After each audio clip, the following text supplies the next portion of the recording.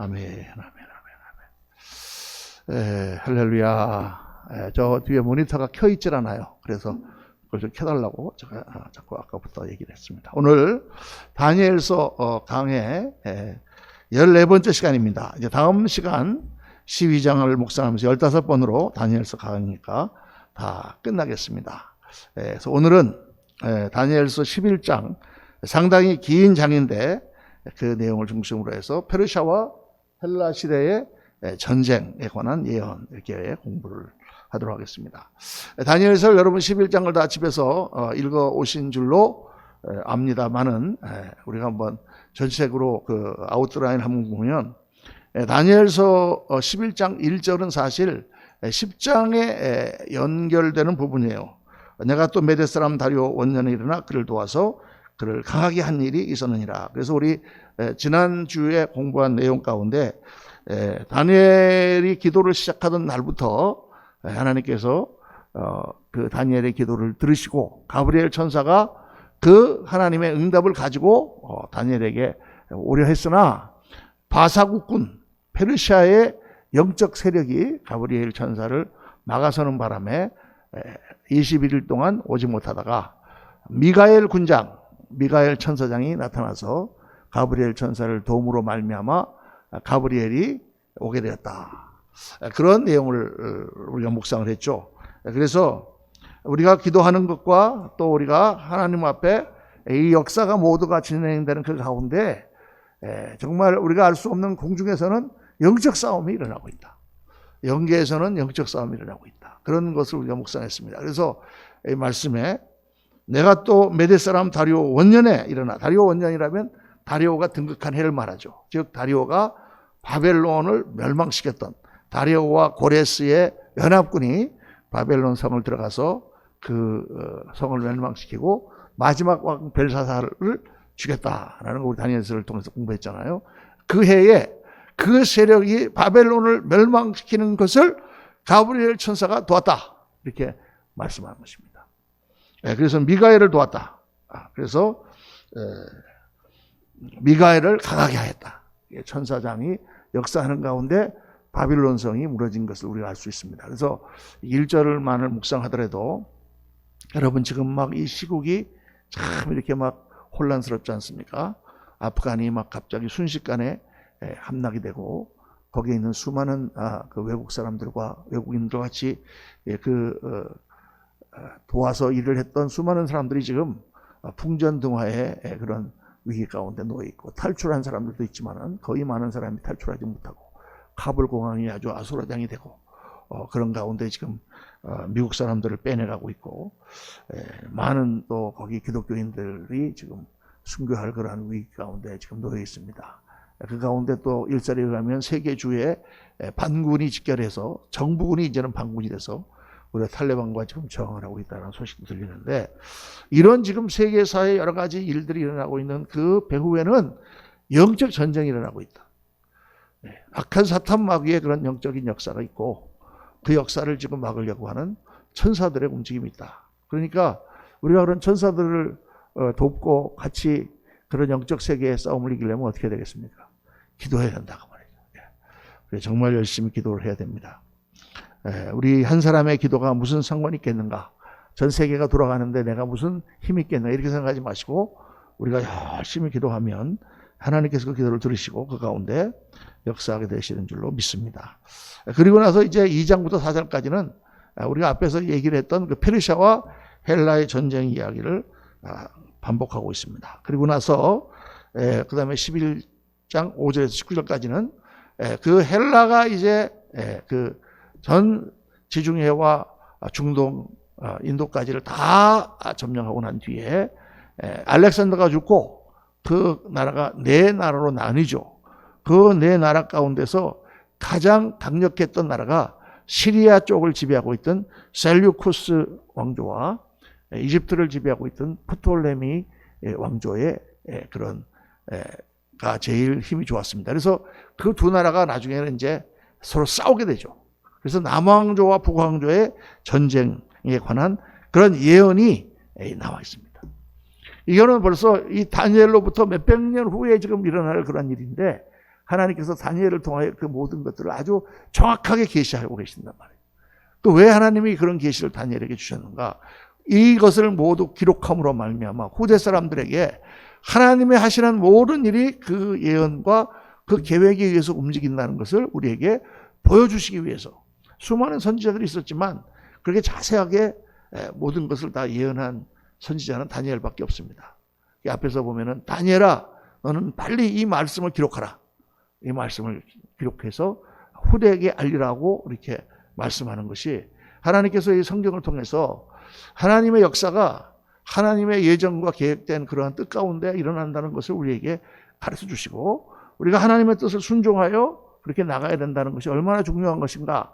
또 환난과 어려움이 닥쳐도 절대 낭답하지 말고 하나님의 역사와 그분의 계획을 바라보며 앞으로 나가야 된다. 이런 것들을 지금 하나님께서 이걸 통하여 보여주시는 거죠. 그래서 우리가 일생을 살다 보면은 우연히 모든 일들이 일어나고 모든 일들이 이렇게 그냥 왔다가 지나가는 것처럼 이렇게 보이지만은 나라가 일어나고 나라가 무너지고 사람들이 일어나고 무너지고 하는 모든 것이 하나님의 우리가 믿는 여호와 하나님의 그 손 가운데 있다.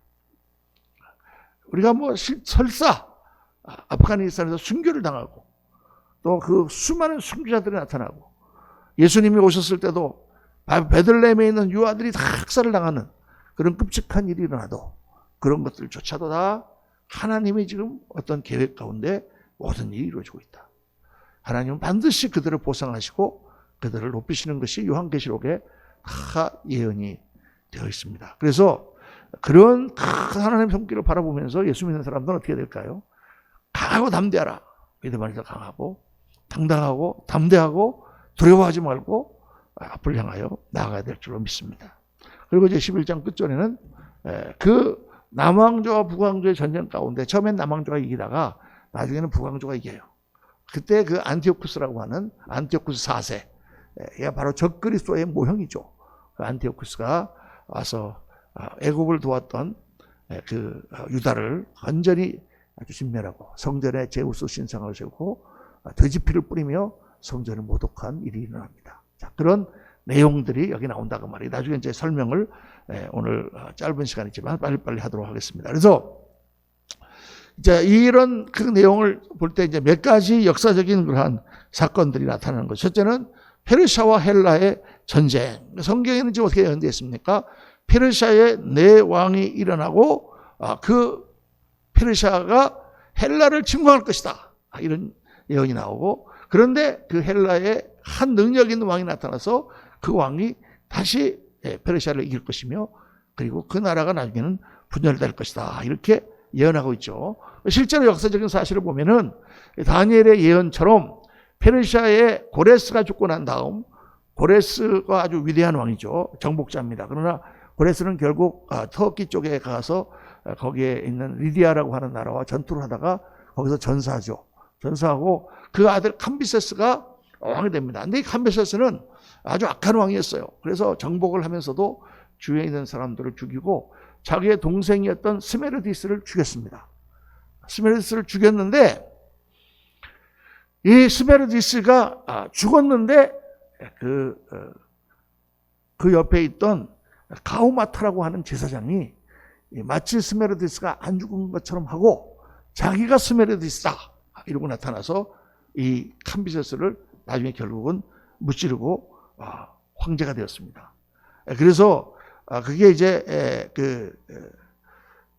이 스메르디스는 사실은 진짜 왕이 아니고 가짜 왕이다.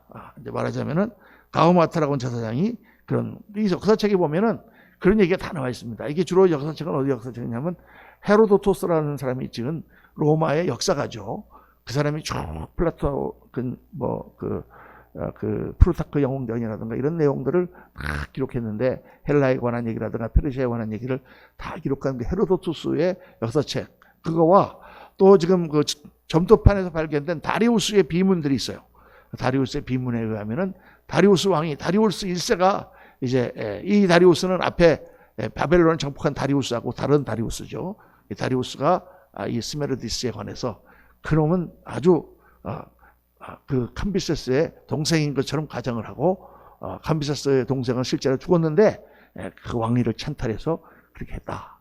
그렇게 이제 그런 이야기를 퍼뜨리면서 다리우스가 6개의 그런 군주들의 그 옹립을 받아서 캄비세스를 무찌르고 왕되죠. 황제가 됩니다.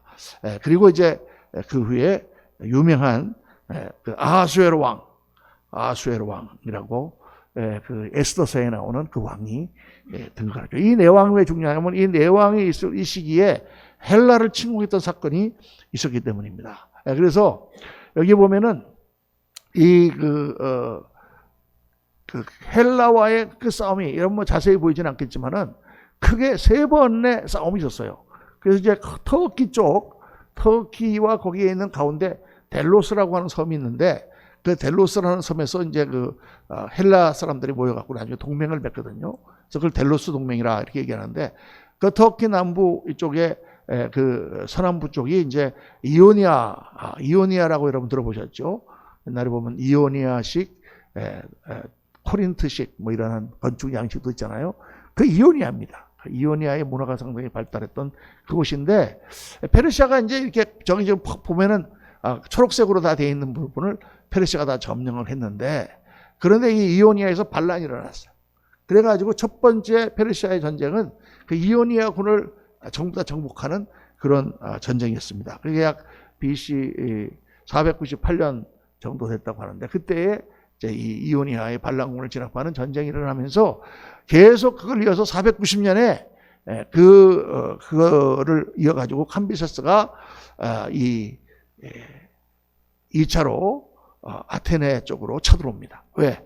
너희가 이오니아 반란군을 도왔다. 그런 이제 물론 도왔죠. 물론 같은 그리스인이니까 그렇지만은 그거를 이제 기화로 해서 명목 삼아가지고 쳐들어오죠. 그래서 2차 전쟁 때 이제 어마어마하지는 않고 이제 상당한 대군이 아테네의 동편, 아테네 반도가 있는 아테네가 서쪽에 지금 보면 저 남쪽에 이렇게 바닷가에 아테네가 있잖아요.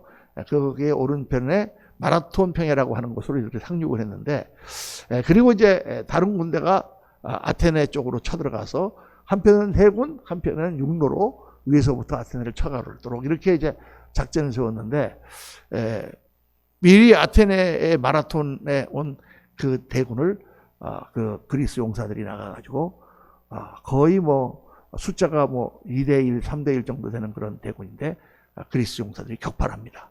그래서 마라톤에서 적을 완전히 격파하고 다시 뛰어와가지고 그 승전 소식을 아테네 그 시민들에게 알리기 위해서 그 마라톤 평야를 가로질러가지고 뛰어와서 탁 뭐라고 그랬죠? 유명한 3마디. 보았다, 싸웠다, 졌다, 아니고 이겼다. 이 3가지를 딱 얘기하고 그리고 죽었습니다. 그래서 이제 그 아테네 사람들이 야 우리가 이겼구나. 그러고는 다시 그 군대가 와서 페르시아를 막음으로 페르시아의 2차 침공이 실패했죠. 마라톤 전쟁이라고 하는 유명한 전쟁에서 실패했습니다. 그리고 이제 3차 전쟁은 바로 이 아까 4개의 왕 중에서 맨 마지막 왕 아하수에로 왕, 이제 이 아하수에로 왕을 아닥사스다 이렇게 또 말하는데 나중에 설명을 하겠습니다. 아닥사스다가 무슨 뜻인가? 그래서 이 크세르크세스 역사책에는 크세르크세스라고 나오는데 영어로 얘기하면 적세스 이렇게 얘기합니다. 크세르크세스 이 아하수에로 왕 때 3차 침공을 했습니다. 이제 어떤 책에 보면은 100만 명이 쳐들어왔다 이러는데 100만 명은 아닌 것 같고 하여간 많은 숫자가 쳐들어왔죠. 쳐들어와서 이 그리스를 물밀듯이 쳐들어오면서 그리스 사람들이 거의 다 항복을 해야 되지 않나 이렇게 생각할 정도로 어마어마한 대군이 양면으로 해군과 이제 그 육군이 같이 쳐들어왔는데 저기 보면은 그 테베 그쪽에 이제 그 돌아가서 거기에 스파르타의 군인들이 나가가지고 거기에 테르모필레라고 하는 그 협곡이 있어요.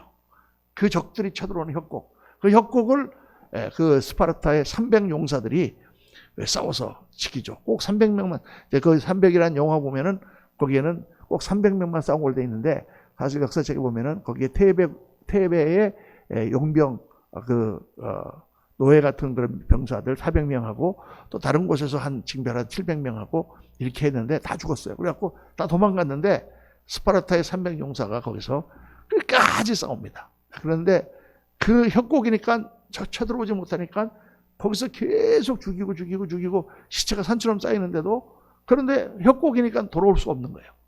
그 전지를 못하는 거예요. 그 대군이. 그런데 이제 그때에 변절자가 하나 나타나가지고 이 사람들에게 그 뒤로 돌아가서 공격하는 그런 통로를 가르쳐 줍니다. 그래서 페르시아군이 뒤로 돌아가가지고 양쪽에서 하니까 뭐 300명이 당할 수가 없죠. 그래서 거기서 다 몰살당하고 전사를 합니다. 그런데 그 소식이 알려지면서 전 그리스에서 항복을 하자고 그랬던 코린트라든가 아테나라든가 이런 테베라든가 이런 그 도시과들이 다 일어나가지고 아주 크게 이 테르모필레의 전투는 아주 유명한 전투고, 그래서 그 바로 밑에 보면은 살라미스라고 하는, 그 바로 아테네 옆에 있는 거기 많이 살라미스 해전이라고 써 있잖아요. 그 살라미스 해전은 역사에 나오는 그런 3대 해전, 4대 해전 중에 하나입니다. 그 작은 수의 그리스 해군이 엄청난 수의 페르시아 해군을 격파한, 그래서 그 해전 중에 이제 뭐 저는 해군은 안 나왔지만 해군 가면 배우는 그런 전사 중에 하나가 이 살라미스 해전. 그리고 이제 유명한 해전이 넬슨 제독이 그 무적 함대를 이겼던 해전. 그리고 이순신 장군이 신에게는 아직 12척의 배가 남아 있어 없나이다 하고 그걸로 이렇게 그 수백 척의 일본군 그 외군 한 대를 붙이는 사건. 그리고 하나를 더 붙이면 이제 그 노일 전쟁에서 일본 함대가 러시아 함대를 이기는 건, 이렇게 이제 큰 해전이 나오는데, 그 해전 중에 제일 뛰어난 해전이 우리 이순신 장군이라고 그러죠. 이순신 장군의 아직 12척의 배가 남았습니다 하면서 그 다 풀어진 배를 가지고 정말 그 해전이라는 거는 정말 굉장한 지략과 해류라든가 이런 걸 이용하고 하는 그런 전쟁인 것 같아요. 그래서 어쨌든 첫 번째가 이 살라미스 해전에서 그리스군이 엄청난 페르시아의 그 대군을 격파함으로 페르시아가 그 이후로는 그리스를 넘보지 못하게 됐어요. 그래서 이제 그 전쟁이 마지막에 일어났던 이제 그 역사적 사실을 보면은 페르시아의 내왕 감비세스 스메알디스 다리우스 1세 아수레온인데, 자꾸 성경에 보면은 아닥사스다 왕이 나옵니다. 아닥사스다. 페르시아의 아닥사스다. 근데 아닥사스다가 앞에도 나오고 뒤에도 나오고 또 아수에로도 아닥사스다라고 불린단 말이죠.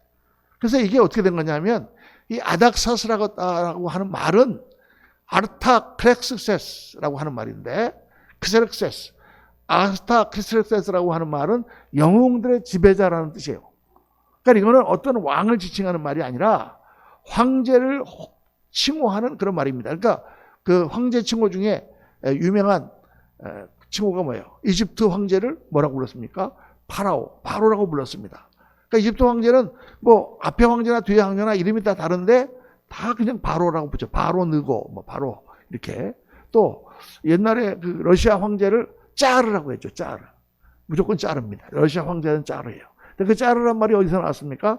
로마 시대 황제 시자라고 하는 데서 나왔거든요. 케사르, 짜르. 그래서 시자라는 것은 물론 줄리어스 시자가 첫 황제가 됐죠. 그런데 그 다음에 사람들이 다 줄리어스 시자의 말을, 그 이름을 따가지고 자기 이름 뒤에다가 시자를 딱 붙였단 말이에요. 케사르를 딱 붙였습니다. 그래서 케사르가 황제라고 하는 일반 용어가 된 거예요. 그래서 저쪽에 가면 짜르, 독일에 가면 나중에 신성 로마 제국일 때 뭐예요? 카이제르. 그 카이제르 황제 중에 베를린 황제가 수염을 이렇게 길렀다고 하죠. 그래서 수염을 이렇게 긴 수염을 뭐라고 그래요? 카이제르 수염이라고 그렇게 얘기하잖아요. 그죠? 예, 그게 다 역사에서 나오는 겁니다. 예, 또, 여자들이 이제 아기를 못 낳는 경우에 자궁을 절개해가지고 그 아기를 끄집어내는 거를 우리가 뭐라고 합니까? 제왕절개. 그런데 이제 그 영어로는 C-section, 또 시자 섹션이라고 한단 말이에요. 왜 시자 섹션이 하느냐? 시자가 그렇게 태어났다는 거예요. 줄리어스 시자가, 그게 이제 그리스 말로 하면 율리우스 케사르인데, 줄리우스 시자가 태어날 때 엄마가 아기를 못 낳아서 엄마는 죽고 배를 갈라고 아기가 태어났다. 그래서 줄리어스 시자가 이렇게 태어났다. 그래서 배를 째서 가기를 끄집어내는 것을 시자 섹션, 시자로 자르는, 수술하는 거다. 이렇게 말하고 우리나라에서는 그걸 번역해서 제왕절개, 제왕이 뭐예요? 황제. 제왕절개. 그렇게. 그래서 왜 그게 제왕절개냐? 자궁절개 이렇게 얘기하지 왜 그렇게 제왕절개라고 하냐. 그래서 거기서 나온 말입니다. 그런 역사적인 게 있다는 것을 이렇게 상식적으로도 좀 알아두시면 재밌죠. 그래서 이 성경에 아닥사스라다라는 말이 많이 나오는데 이것은 아르타젝서스라는 말에 바로 우리 한국어로 그 의문문을 가지고 이렇게 기록한 거다. 그렇게 하시고 그건 당시에 일반적인 황제의 칭호였다. 그래서 그 네 왕이 이제 이 그리스를 침공하다가 결국은 마지막 전투에서 아하수에로 왕이 대패하고 아주 생피한 전쟁을 타고 돌아와서는 시들해졌어요. 페르시아가 시들해진 틈을 타서 마케도니아에서 누가 일어났느냐? 알렉산더가 일어났습니다. 그 성경에 한 능력 있는 왕이 일어나서 할 때 그 능력 있는 왕이 바로 알렉산더예요. 그런데 여기 보면은 큰 권세로 다스리며 자기 마음대로 행하리라. 3절에 그렇게 나오죠. 그러나 그가 강성할 때에 그의 나라가 갈라져 천하 사방에 나누일 것이나 그의 자손에게로 돌아가지도 아니할 것이요 자기가 주장하던 권세대로도 되지 아니하리니. 그러니까 이 알렉산더가 지배하던 나라는 알렉산더는 자식이 없었나 봐요. 잘 모르겠는데 네 장군에게 돌아갔습니다. 카산드로스 장군, 리시마쿠스 장군, 셀루쿠스 장군, 프톨레미 장군. 그래서 지도를 보면 그 지도에 이렇게 이제 이 중동과 이렇게 그리스와 이집트가 이렇게 있으면은 그리스 쪽은 카산드라, 또 중동 페르시아 쪽은 리시마커스, 그리고 그 당시에 유프라테스 지역의 상류와 강력했던 그게 바로 셀루커스, 그리고 이집트 쪽을 프톨레미라고 나오는데 그게 P가 있어요 앞에. 그래서 우리 한국에서는 프톨레미, 그리고 영어로 읽을 때는 P가 묵음이 되니까 톨레미라고 이렇게 읽습니다. 그래서 이렇게 됐는데 이 카산드라 왕국과 리시마커스 왕국은 약했어요. 아주 약했는데 이 셀루커스 그 왕조가 아주 강하고 이 프톨레미 쪽은 에집트의 아주 풍부한 그런 농산물과 그런 자원에 힘입어서 강력한 나라가 됐어요. 그래서 성경에 나오는 북왕조가 바로 셀루커스 왕조고 남왕조가 프톨레미 왕조입니다. 근데 이 두 나라가 전쟁을 시작했단 말이에요. 그래서 이제 그 남왕조와 북왕조의 싸움에서 성경은 강한 남방왕 딸이 북방왕과 결혼해서 화친을 한다. 이렇게 이제 얘기가 나오죠. 그런데 결국은 깨지고 나중에 싸움을 하는데 남방의 승리로 돌아가게 된다. 그러나 또 북방의 복수가 나중에 일어나서 큰 전쟁이 일어난다. 이런 예언을 성경에서는 하고 있죠. 그런데 역사적으로 실제로 똑같은 일이 일어났습니다. 역사적으로 볼 때 그 프톨레미 2세의 딸 베르니스를 정략적으로 안티오쿠스 2세와 결혼을 시켰어요. 결혼을 시켰는데 어떻게 했냐? 안티오쿠스 2세가 이 본처가 그 이 베르니스라는 딸을 살해를 했어요. 독살을 했어요. 그리고 나중에 왕도 죽입니다. 그래서 이제 이 우리나라에서 일어나는 그 뭐라 그러지 옛날에 꽃들의 전쟁인가 뭐 하여간 궁중 안에서 일어나는 그런 거는 서양이나 동양이나 똑같습니다. 그러니까 이제 본처가 있는데 남쪽에서 이집트에서 베르니스라는 여자가 와서 왕이 그걸 사랑하니까 여기서 이제 본처가 있다가 질투가 나서 그걸 독살을 하죠. 독살을 하고 이제 왕도 결국은 죽습니다. 그러니까 거기 보면 다니엘서 11장 5절에 남방의 왕들의 힘은 강할 것이나 그 군주들 중 하나는 그보다 강하여 권세를 떨치리니 그의 권세가 심히 프톨레미 왕조를 말하는 것이 6절에 보면 몇 해 후에 그들이 서로 단합하리니 곧 남방왕의 딸이 북방왕에 가서 화친하리라. 그러나 그 공주의 힘이 쇠하고 그 왕은 서지도 못하며 권세가 없을 뿐 아니라 그 공주와 그를 데리고 온 자와 그를 낳은 자와 그때 도와주는 자가 다 버림을 당하리라. 그래서 아주 정략적으로 결혼한 그 베르니스의 그가 따라갔던 사람들이 다 죽임을 당하죠.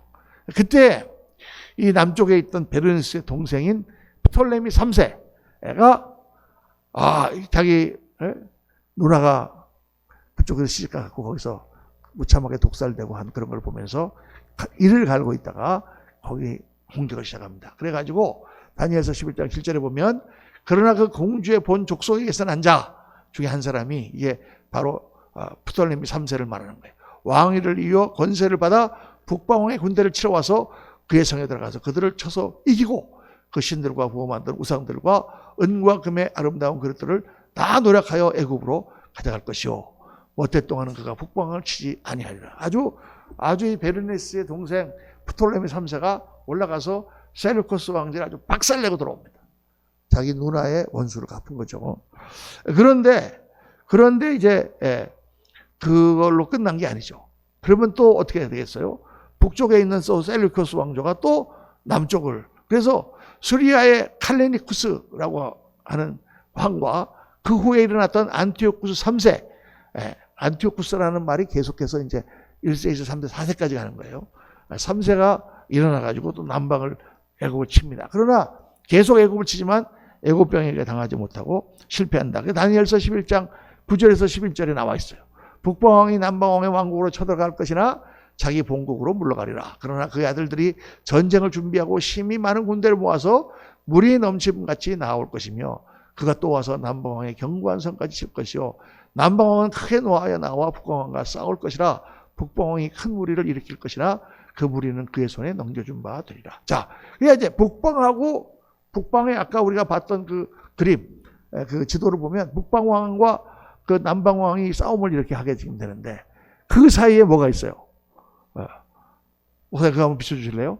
그 사이에 지도 아까 그 사이에 뭐가 있어요?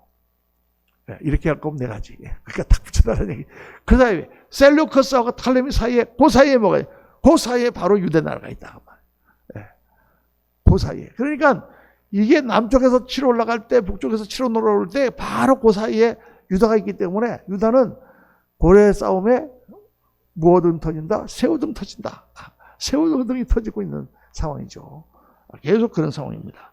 자, 그런데 그렇게 이제 전쟁이 큰 전쟁이 몇 년 동안 계속되다가 안티오코스 3세는 결국 스키피오 장군에 의해서 패하고 결국 죽임을 당합니다. 스키피오 장군, 그 안티오코스 3세는 스키피오 장군에 의해서 죽임을 당합니다. 그런데 이제 그 후에 안티오코스 4세가 이제 등장해요. 그 이제 애굽의 프톨레미 4세가 이제 그 굉장히 승리를 했기 때문에 교만해지죠. 그리고 그때 이제 유대인들이 그 프톨레미 4세를 많이 돕습니다.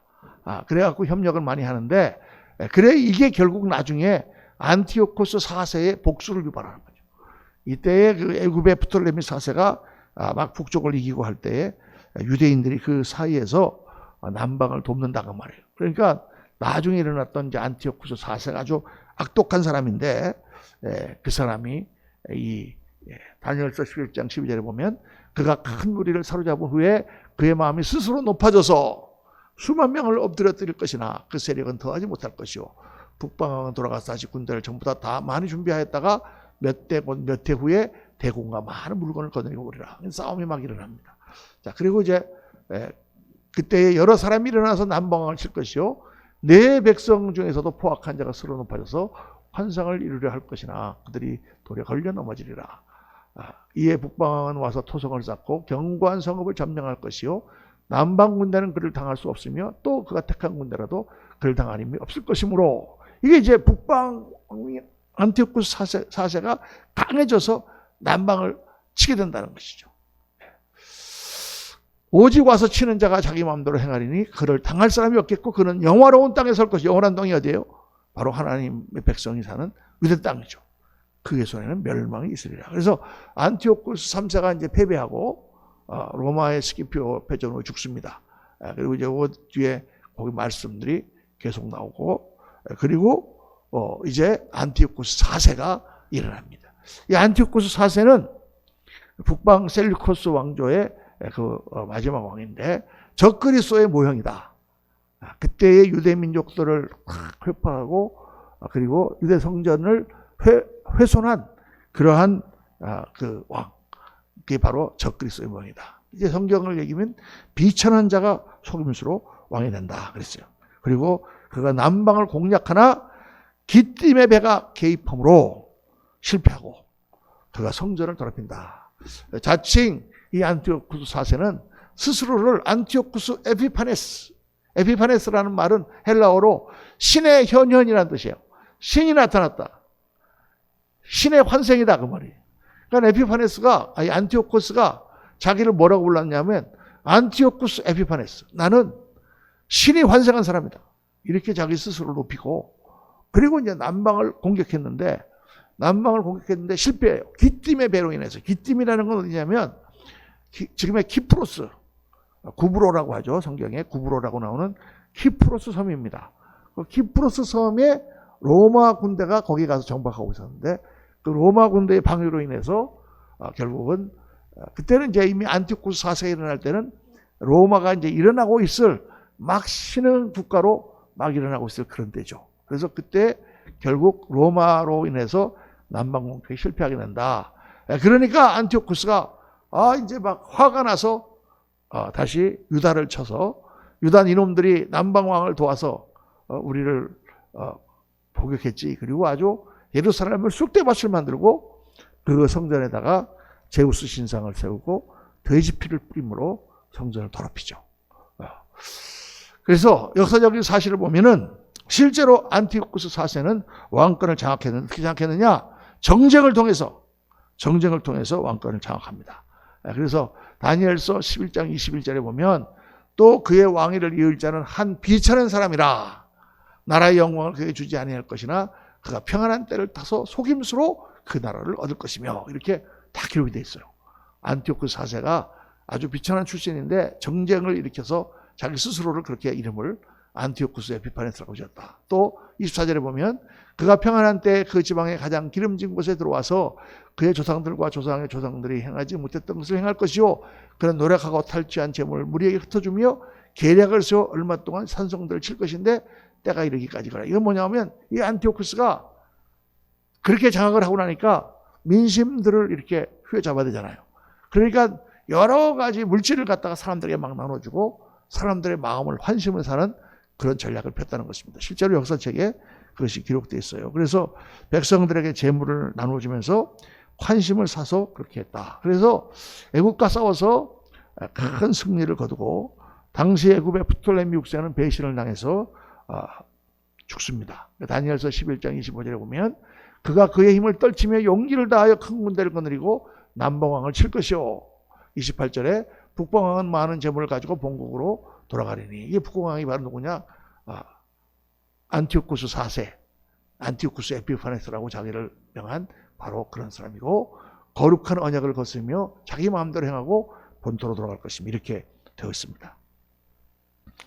그런데 다시 안티오쿠스가 애굽을 재침공하는데 그런데 로마의 간섭으로 실패합니다. 다니엘서 11장 29절 30절에 보면 그의 작정된 기한에 그가 다시 나와서 남방에 이를 것이나 이번이 그 전번만 못하리니 이는 기띔의 배들이 이르러 그를 칠 것임이라. 기띔의 배가 아까 얘기한 키프로스에 있던 로마 군단이다. 그가 낙심하고 돌아가면서 맺은 거룩한 언약에 분노하였고 자기 땅에 돌아가서는 맺은 거룩한 언약을 배반하는 자들을 살필 것이며. 그래서 안티오쿠스가 돌아가면서 화가 나서 기띔은 키프로스의 옛 이름이라 그랬죠. 성전을 더럽히는 것입니다. 성전에 제우스 신상 돼지피를 막 뿌리면서 성전을 더럽히죠. 군대는 그의 편에 서서 성소 곧 견고한 곳을 더럽히며 매일 드리는 제사를 피하며 멸망하게 하는 가증한 것을 세울 것이며 멸망하게 하는 가증한 것이 바로 제우스 신상이에요. 근데 여러분 그리스 신화라고 하는 그 신화 자체가 굉장히 인본주의적인 그런 신화죠. 제우스 신은 신이지만은 천지를 창조한 신이지만은 마치 인간과 같은 그런 신입니다. 그래서 이 그리스 신화는 아주 그 성경적인 히브리 크리스찬 그런 관점에서 보면은 굉장히 인본주의적인. 그런데 지금까지 사실은 그때부터 지금까지 계속 그 두 개가 싸우고 있는 거예요. 지금도 전 세계를 지금 지배하고 있는 그런 사상이 뭡니까? 인본주의죠. 제우스 신으로 대표되는 인본주의입니다. 르네상스가 뭐예요? 인본주의죠. 그동안에 있었던 종교적인 그런 압박을 벗어나서 인간이 자유해야 된다 하는 그런 인본주의로 돌아갈 때 그때 또 동시에 종교개혁이 일어났습니다. 그래서 지금 이 인본주의적인 세상에 우리가 살고 있기 때문에 정말 전도도 안 되고 사람들을 주님 앞으로 인도하기가 힘든 이유가 바로 그래서 그렇죠. 그런데 이제 이 안티오쿠스가 점점 세지면 어떻게 되느냐? 세지면은 그냥 그 백성들을 핍박하는 정도가 아니라 예배를 피하고 제사를 피하고 그 다음에 가증한 것을 세운다. 가증한 것은 제우스 신상을 성소에다 세우는 것입니다. 인본주의적인 그런 것을 하나님을 대신으로 서는 그런 교회들도 있고 목사들도 있습니다. 그렇게 되는 거예요. 지금 시대를 보면 점점 그렇게 돼가고 있잖아요. 그래서 이 엄청난 일을 보면서 이 이스라엘 백성들이 아주 너무나 충격을 받습니다.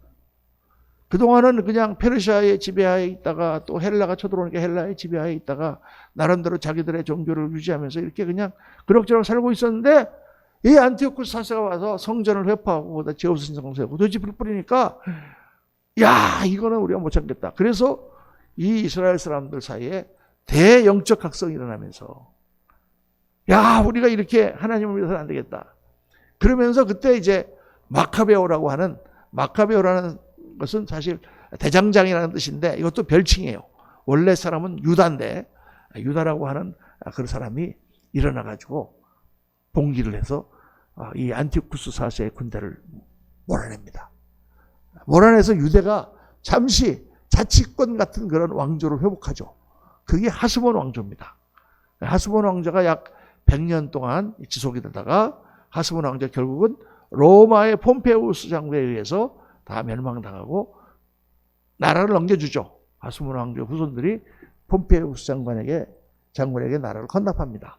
꼭 우리나라 옛날에 고구려가 영계소문의 아들 남생과 남이 그래갖고 형제들끼리 싸움이 일어나가지고 그 중에 비겁한 놈들이 당나라에다가 나라를 바친 것처럼 그렇게 똑같은 일들이 유대에 일어나가지고 역사를 이렇게 공부를 해보면은 재밌는 게 동양이나 서양이나 또 나라나 지금이나 또 심지어는 교회까지도 똑같아요.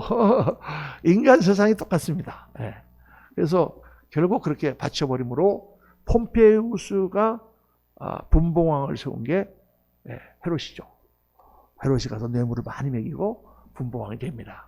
헤롯은 에돔 사람인데 정통 유대인이 아니고 그가 이제 그 당시에는 이제 에돔 사람도 다 받아들이자 이렇게 되는 분위기였기 때문에 헤롯이 왕이 되고 그다음에 이제 신약의 사건들이 일어나게 되는 거죠. 그래서 이제 이게 성경에 그대로 예언이 돼 있다. 다니엘서 11장 33절 보면 백성 중에 지혜로운 자들과 많은 사람을 가르칠 것이나 그들이 칼날로 불고 사라지고 약탈을 당하며 여러 날 동안 몰락하리라. 그들이 몰락할 때 도움을 조금 얻을 것이나 많은 사람들이 속임수로 그들을 결박할 것이며 지혜로운 몇 사람이 연단을 받아 정결하게 되며 희게 되어 마지막 때까지 이르러니 아직 정한 기한이 남았습니다. 일단 아직 영적인 각성이 일어나는 거예요. 그러니까 우리가 지금 사실 이런 시대에 이 인본주의가 난무하고 이렇게 교회가 핍박받고 예배가 힘들고 하는 이런 때에 우리가 해야 될 일은 딴 게 없습니다. 영적으로 각성하는 거예요. 영적으로. 깨어서 하나님께 기도하고. 왜냐하면 하나님의 손길이 있어야 된다고 말해요. 코로나를 지금 뭐 물리칠 수가 없잖아요. 우리 의술을 가지고. 하나님이 역사하셔야 됩니다. 하나님이 역사하셔서 새로운 어떤 방법을 개발하게 하시고 그래서 우리가 기도를 많이 해야 됩니다. 그래서 어떻게 보면은 안티오쿠스 4세가 강하게 핍박을 하고 성전을 더럽힌 그 여파가 오히려 이스라엘 백성들에게는 영적으로 더 깨어나는 그런 계기가 되었다. 때로는 엄청난 전쟁 또는 외국의 점령 막 이런 환란을 당하지만 그게 오히려 백성들을 깨우는 계기가 됐다. 우리나라의 역사를 보면 옛날에 이시조선 조선시대 때가 얼마나 나라가 엉망진창이었습니까? 완전히 왕실이 그냥 타락하고 자기들만 살려고 하는 그런 나라였다가 결국 어떻게 했어요? 나라를 일본에다가 헌납했죠. 전쟁 한 번 안 나고 그냥 고종이 서약서에 사인해가지고 완전히 헌납했습니다. 헌납해서 몇 사람은 막 죽고 막 그랬지만 하여간 헌납한 그런 나라에 대해서 일제 시하가 되니까 어떻게 됐어요? 한편으로는 백성들이 각성하고 야 우리가 나라를 되찾아야 되겠다 하는 그런 새로운 운동이 일어나게 되는 것이죠. 그러니까 우리가 어렵고 힘들고 코로나 같은 사태를 맞으면서 야 그냥 이런 게 왜 오나 이렇게 생각한 게 아니에요. 그동안 우리가 얼마나 영적으로 나태했던가, 얼마나 영적으로 교만했던가, 얼마나 우리가 하나님 앞에 예배를 등한시했던가 이런 것들을 돌아보고 어떻게 된다? 영적으로 깨어서 회개하고 다시 나가야 됩니다. 그때 하나님의 회복의 역사가 있게 될 줄로 믿습니다. 이 정신착란으로 안티오쿠스 4세는 결국 죽습니다. 그가 장막 공전을 받아와 영원롭고 거룩한 산사에 세울 것이나 그의 종말이 이르니 도와줄 자가 없으리라. 그래서 전체 내용이 그 11장에 많은 내용이 나오는데 이게 이 하스본 왕조가 세워지기 전까지 그리고 이 고레스 왕이 죽고 나서 페르시아의 내왕이 설 때부터 시작해서 그때까지 한 400년간의 그 기간을 쫙 이렇게 그냥 한꺼번에 하나님께서 예언으로 쫙 풀어갖고 설명하죠. 야, 참 놀라운 일입니다. 왜 이걸 기록했다 그랬어요? 후세 사람들이 이걸 보고 하나님의 역사와 하나님의 주권에 의해서 전 세계가 움직이는구나 라는 것을 깨달으라는 것이죠. 오늘 결론의 말씀은 하나님의 섭리는 반드시 이루어진다. 하나님이 계획하신 대로 모든 역사는 운행되고 있다. 그리고 마지막 때 안티오쿠스 4세와 같은 적그리스도가 출몰할 것이다. 마지막 시대 때 교회는 환난을 당합니다. 근데 아까도 말씀드렸지만 환난을 당할 때 일어나는 현상, 좋은 현상이 뭐예요? 순교자가 나고 핍박을 당하고 모든 것이 공고해질 때 영적 각성이 일어난다. 야, 우리가 그동안 하나님을 잘못 섬겼구나. 그동안 우리가 신앙에 너무 나태했구나. 그리고 깨어서 기도하는 사람들과 정말 거룩한 삶을 살려고 하는 사람들이 일어나고 그러므로 말미암아 하나님의 나라가 역사가 이루어지는 그런 것을 이 다니엘서는 간략하게 우리에게 보여주고 있는 것입니다.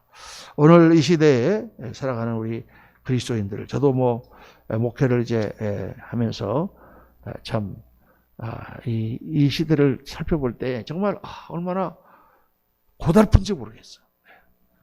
정말 한때는 정말 교회가 너무 잘 되고 그래서 번성할 때가 있었는데 지금 이 시대는 예수 믿는 게 너무 힘든 시대죠. 예수 믿는 게 힘드니 목사는 얼마나 힘들겠습니까? 그러나 그런 가운데서 하나님께서 주시는 깨달음이 있습니다. 이때에 우리가 정금같이 우리가 정말 주님 앞에 나아가서 정말 이 시대의 마지막 때에 흰옷 입은 그러한 성도로 우리가 세워질 때다. 우리가 스스로 회개하고 하나님 앞에 더 거룩한 모습으로 나가야 된다. 마지막 때에 이제 더 큰 어려움과 문제들이 일어날 것입니다. 그러나 조금도 우리가 당황하지 말고 적그리스도가 출현해서 세상을 다 지배하고 교회를 핍박하겠지만 그러나 정말 영원한 나라를 보며 끝까지 승리하는 성도로 세워져야 될 것이다. 오늘 여러분과 함께 묵상을 했습니다. 기도하겠습니다.